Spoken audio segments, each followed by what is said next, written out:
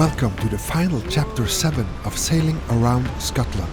In last episode, we sailed through the lochs and canals of the Caledonian Canal, leading us through the mountains and valleys of the Scottish Highlands, ending up in Inverness. Very strong currents into the port of Inverness. In this episode, we will stop by the remote city of Fraserburgh and pay a visit to the Museum of Scottish Lighthouses. Then we start a long sail back across the big North Sea to Haugesund, Norway. Enjoy the ride.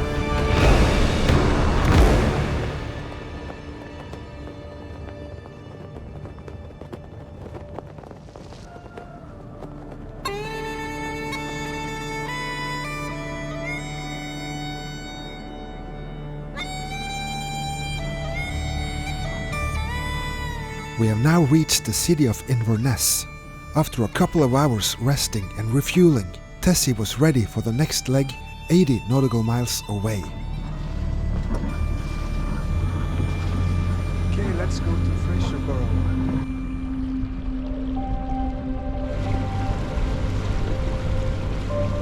We left the harbour and set the course towards the big cable-stayed Kessock Bridge, connecting North Kessock with Inverness.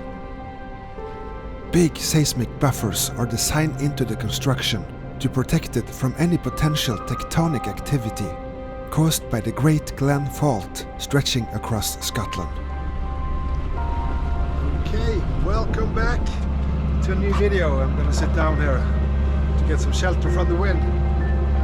We're on our way from Inverness and we're going over to Fraserburgh, which is the point closest to Haugesund on the map.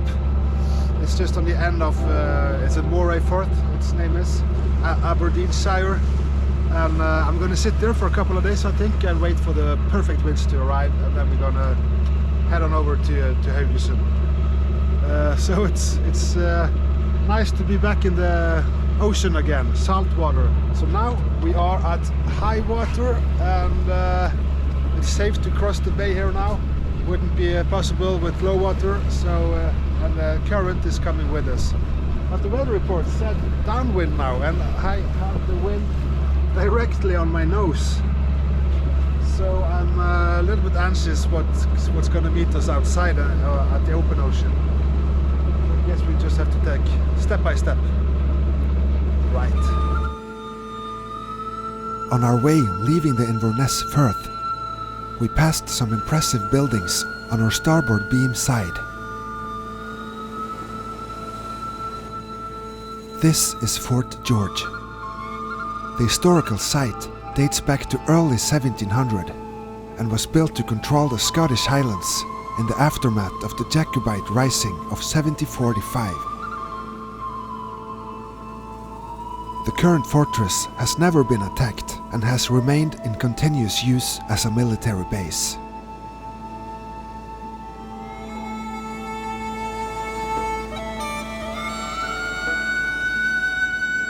I moved into the open ocean, further and further away from the Scottish Highlands, with all the historical impressions engraved deep into my mind.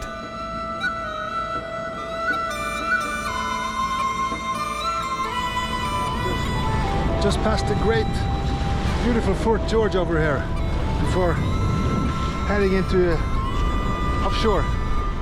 So the wind is against us still, 7 knots. So I hope it doesn't get any more because now, oops, we need to change course. Going on tracking here. So yeah, it's just to plow on and see what happens, as always.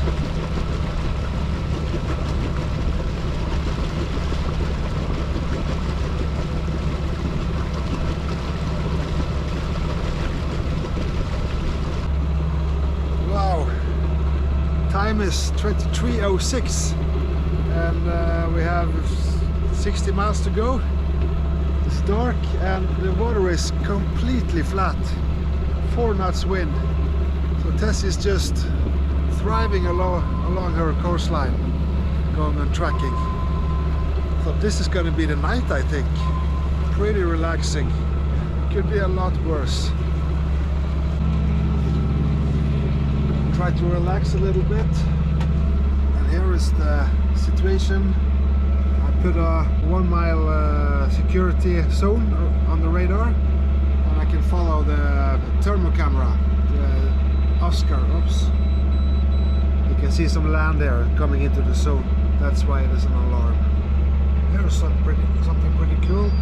Here's a fishing boat on the radar. You can clearly see him on the CIA. There. Cool. If we go out, it's just passing us here. Nice.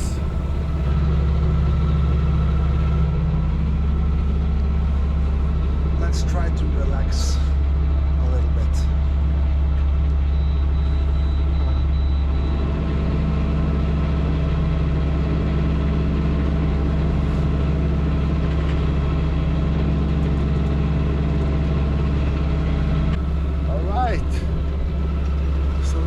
Closing into Fraserburgh, just over there. You can see the town is shaping up, and I've been awake all night watching the radar, and there's been a lot of fishing boats along the way here. I've been sailing along the coast, and there's always been fishing vessels popping up, so it's impossible to sleep, of course. So now we're gonna go inside and have a rest and enjoy the day in Fraserburgh and see what the weather report says on how to get to Norway. Let's Erik enjoy his moment for a while, greeting Fraserburgh, so we can have a look at the interesting sponsor of this video, the Soleo satellite communicator.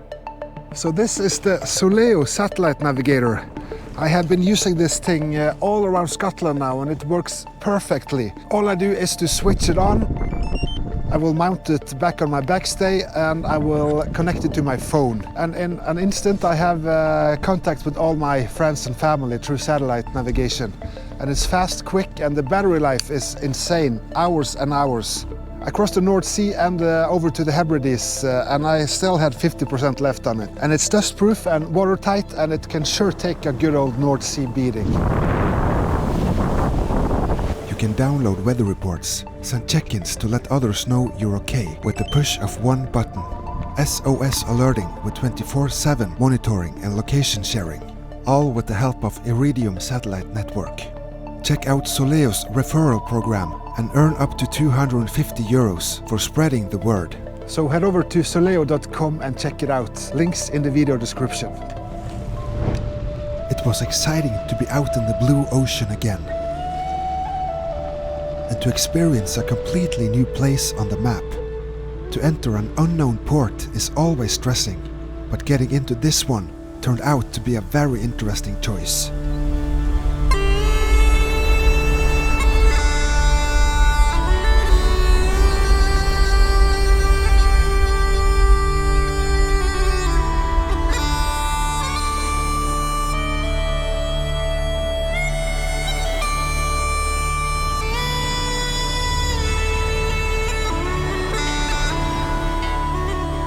Fraserburgh, my last Scottish port of call before crossing the North Sea.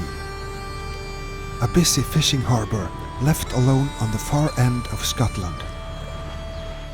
Not many sailors come here.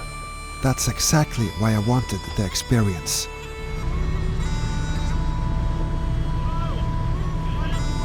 Yeah, I will call them.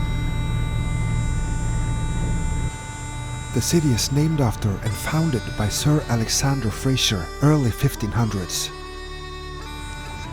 Today it's one of the largest shellfish harvesting ports in Europe and is heavy trafficked by fishing vessels all year. By 1570, the Fraser family had built Fraserburgh Castle, sitting at Kinnaird Head. Today, the castle acts as a foundation for the Kinnaird Head Castle Lighthouse. I would be become much more familiar with these historical buildings during my stay.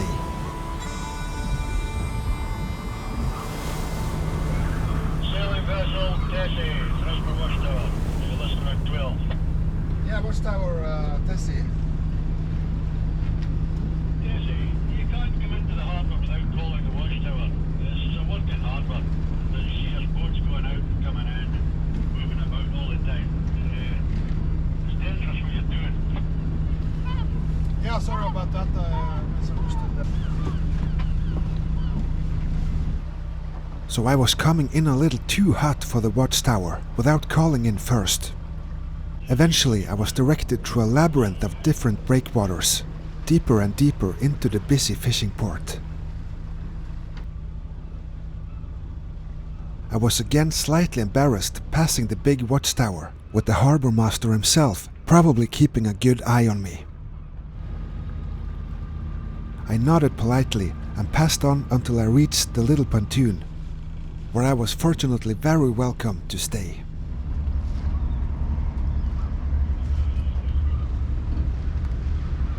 So that's Fraserburgh. Very busy port, as you can see here. Fishing boats coming in and out all the time. A lot of things going on here. And yeah, I had a little sketchy arrival as I forgot to call the port while getting in here. And got a little shout for that, but it's all good. We're all friends. I haven't been sleeping for 12 hours now, sailing all night, so I'm gonna take a little bit of a nap and then we're gonna explore Fraserburgh.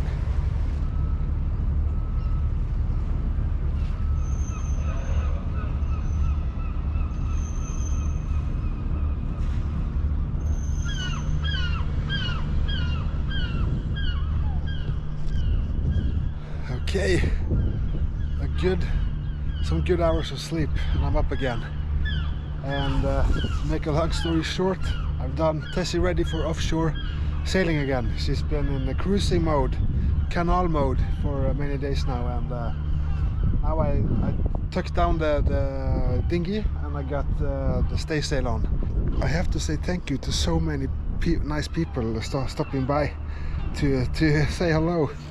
And I get presents and all kinds of stuff, and it's really nice. And one of those is that Tiger got this new Scottish scarf, and he is really happy with it. And I'm really humbled that people stop and come by with these gifts and just want to say hello and take a selfie. And I'm starting to think that I'm getting a little bit famous here. And I love it. I have to see. If what I do inspires people, you know, I love it. That's why I do it. So keep it coming. Thank you so much. Before departure, I had one more thing to do. The opportunity was just a stone's throw away. I have a crush on lighthouses.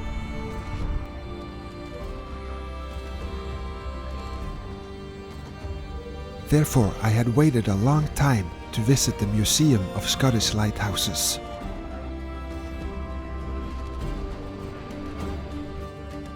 This is the largest collection of lenses in all of Europe.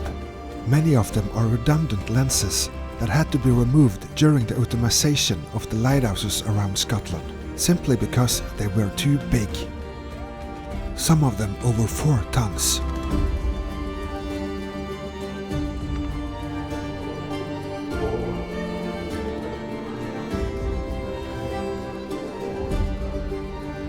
It's amazing to see the original articles used by the lighthouse keepers from historical times.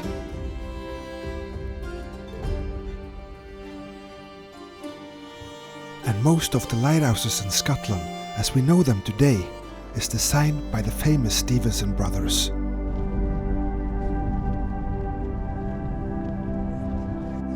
Kinnaird Head Lighthouse here in Fraserburgh is the first to be put into operation in 1787 by the Northern Lighthouse Board. So here the crew lived in isolation for months at a time. They were here for one job: to keep the light bulb lit and to make sure it spun around to make the correct flash, beaming out towards the ships. The huge lens got spun around by a weight hanging in a chain that eventually had to be winched back up after a certain amount of time.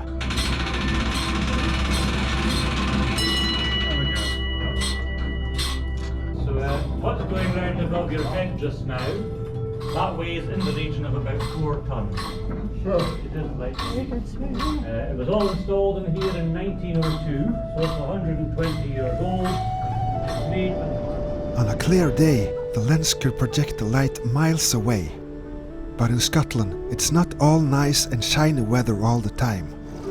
If the fog came creeping in, these engines were started, sending air pressure to the big accumulator tanks, which further passed it down to the huge foghorn at the edge of the ocean, pointed towards the horizon. Another set of tanks got pressurized until a mechanical vent opened at just the right time.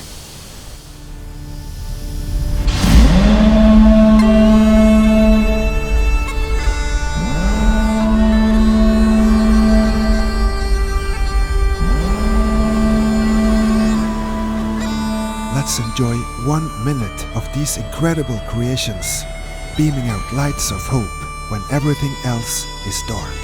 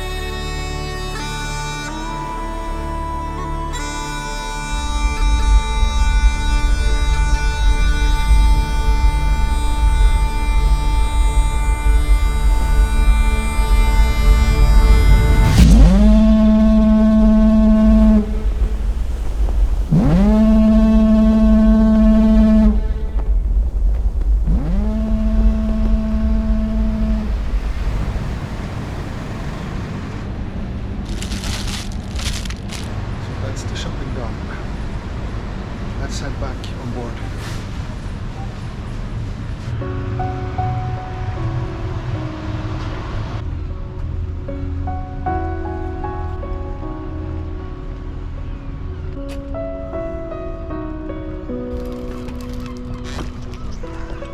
Okay, so what do you think about the Kinnard Castle Lighthouse? Beautiful, cool technology.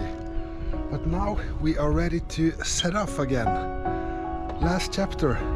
We're going back to Norway after 4 weeks of adventure, and it's been amazing. But now it's time to fire up the engine. Weather is pretty perfect. Winds on the starboard side, beam all the way over to Norway. That's what's reported. So let's see what the reality is, and let's go.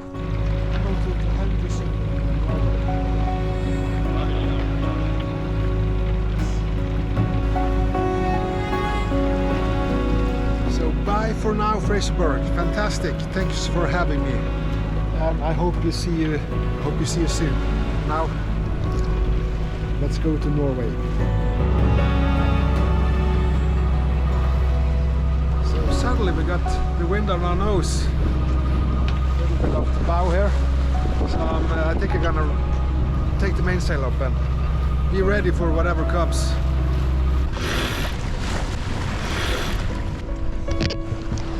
Alright, so I'm just starting out with 2 reefs, just to be sure if the wind should be more than expected, and it usually it is. So let's try this for a while.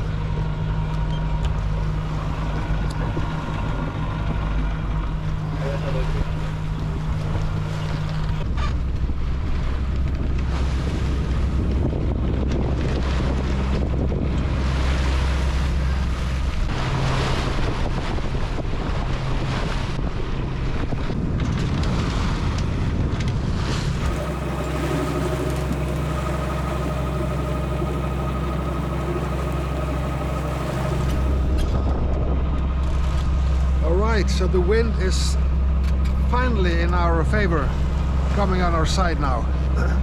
We are also passing this huge platform over here. I don't recall its name, but it's big. Okay, so we're gonna hoist the sails up now. Let's see how it goes.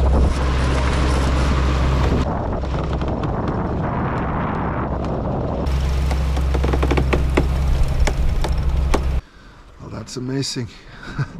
When the wind finally turns the right way, it comes down to 3 knots wind speed. So nothing has been right on the weather reports today. Oh. So I guess I just have to top the tanks. I forgot to top the diesel tanks in port, so I need to do that now, because this can mean engine time for a long time. So let's see what the next hours bring then.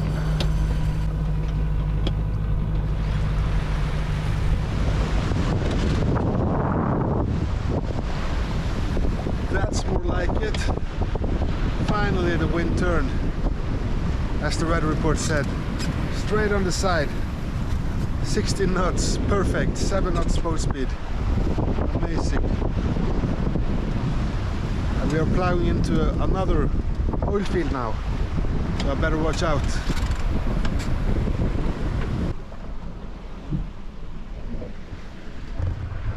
Good morning. We are getting close to the Scott platform, and I'm just lying resting and watching the screens here. So we better go out and check what's happening.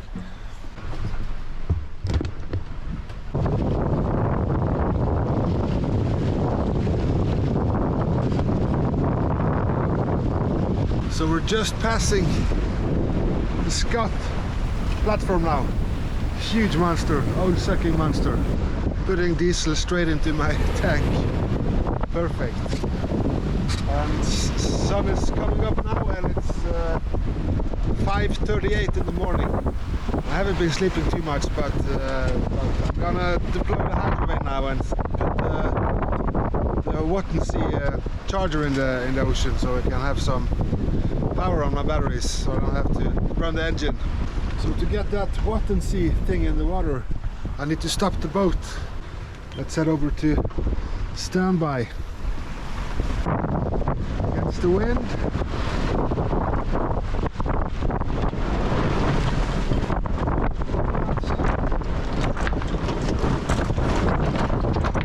Three knots.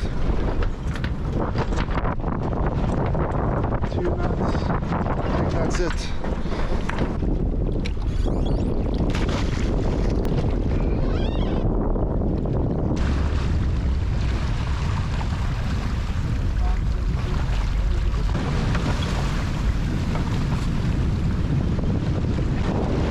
Start to make that humming sound. That means it's charging.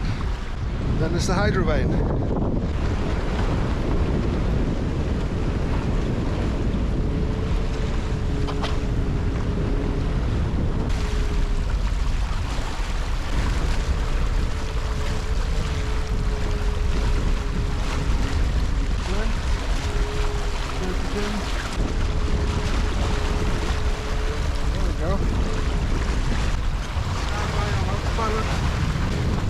Tie off the wheel. So now we just have to wait half hour to see how the track line is developing behind us, and adjust the hydrovane thereafter. Cool stuff.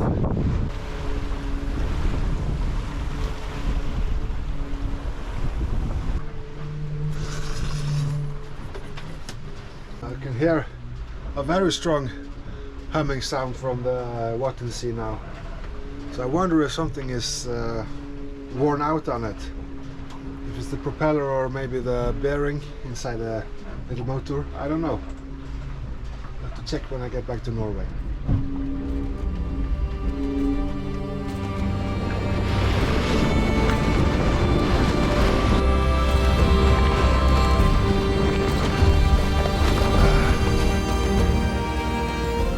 The North Sea was kind this time.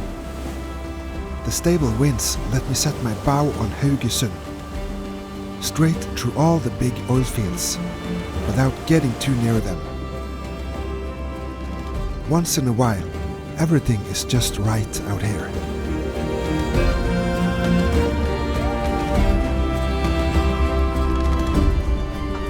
Wait for it.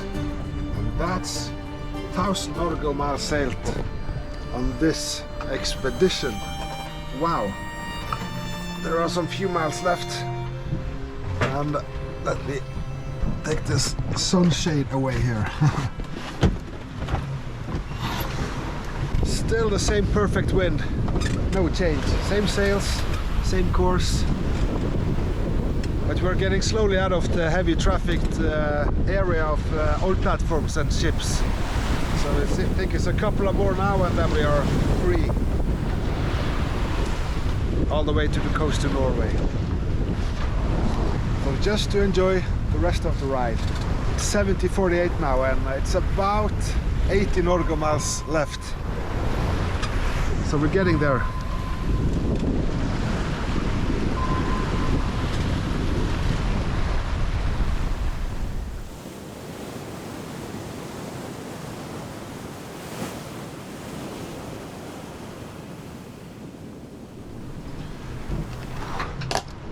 Hungry all the time, eating and eating. I think the movements of the boat and your need to hold fast at all times makes you hungry. You use a lot of energy. So then it's a slice of bread with ham and cheese.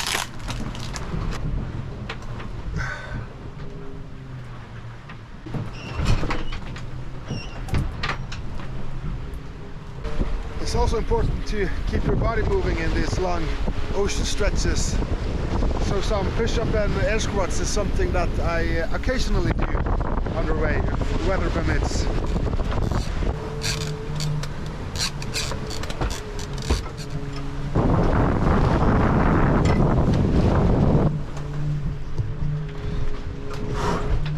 The wind is starting to pick up a little bit, so it's time for a sail check outside, I guess. It's 30 nautical miles to go to land now, so it's not too far. We're getting there. Let's get dressed for success. Deck light on again.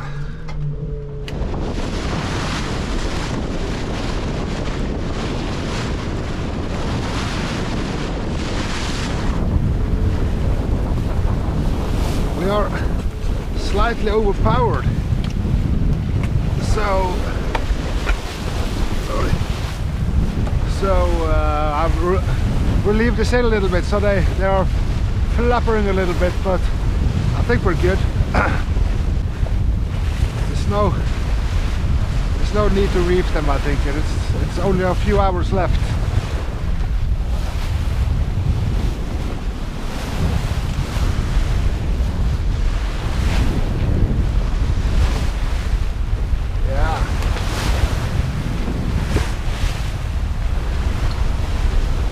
Is good.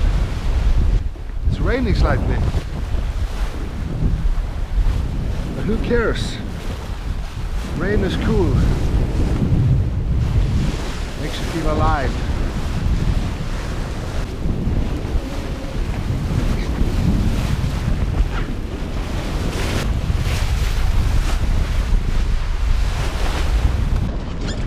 Oh, that's it. Nice. Wow. 7:09 and I'm now passing my favorite island of Aanderaa. Beautiful place. And we're back in Norway. And I'll be in port 9:30 in about 2 hours. 2 hours time. And my mom and Silje is waiting for me there, so I'm really looking forward to meet them and talk Norwegian again. It's been 4 weeks without hearing any Norwegians, so it's good to be back, really good to be back. Time to take the Scottish courtesy flag down. Thank you, Scotland. It was amazing.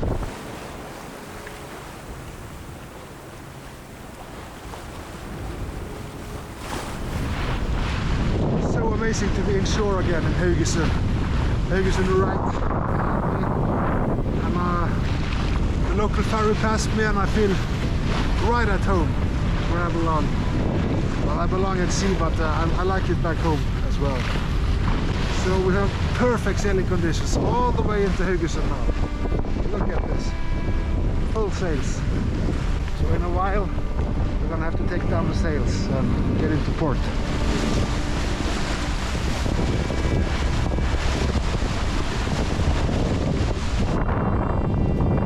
Too bad, but we have to start it.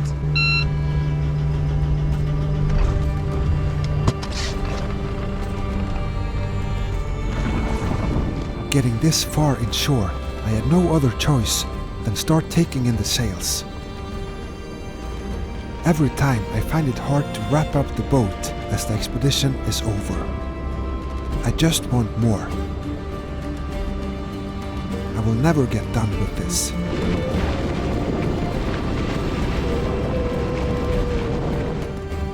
As I motored in towards the safe land of Haugesund, I was already planning my next trip in my mind.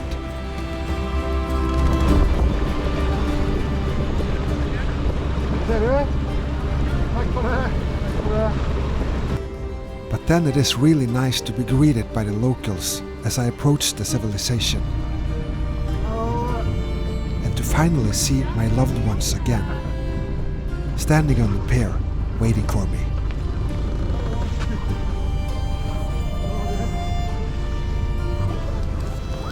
So, hello everyone, I really hope you enjoyed this video series.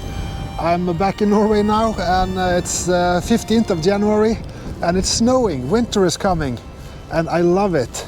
We all know what that means, winter sailing. I'm going to Shetland 25th of January on the Aanderaa festival and it's gonna be awesome. We are 30 miles from Shetland now. I think maybe the ocean currents are playing with us and giving us huge waves. It's hitting us really hard. This Aanderaa festival is not going to come easy. And I'm really thankful for all the support I've gotten through the Scotland video series. Thank you to all the nice comments on Facebook and Instagram. Thank you also for all the support on Patreon. You know you can enter patreon.com/Erik Aanderaa and you can set whatever amount of funds you want on each time I put out a new video. Also PayPal, same. Whatever amount. And another great way to support is of course all the NBJS gear. You will find links in the video description for that or under this video as well. Everything is welcome, everything helps to get the wheel turning. Oh yeah, if you like an NBJS burgee for your boat, please send me an email to post@nbjs.no. So for my next video it's going to be a little bit different one. I'm going to show you how I install these Selden track sliders all the way up the mast. And just after I did that, I went ugly aground with Tessie. I really hurt her. So that was a bad one. But today she's fine. Everything is good. She's stronger, fixed, stronger than ever. And but I'm gonna tell you the story. It was not very pleasant, but the story needs to be told.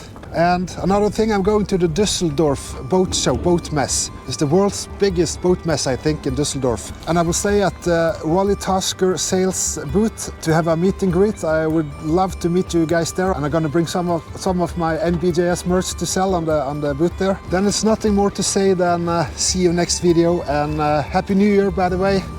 And I will see you very soon. Bye.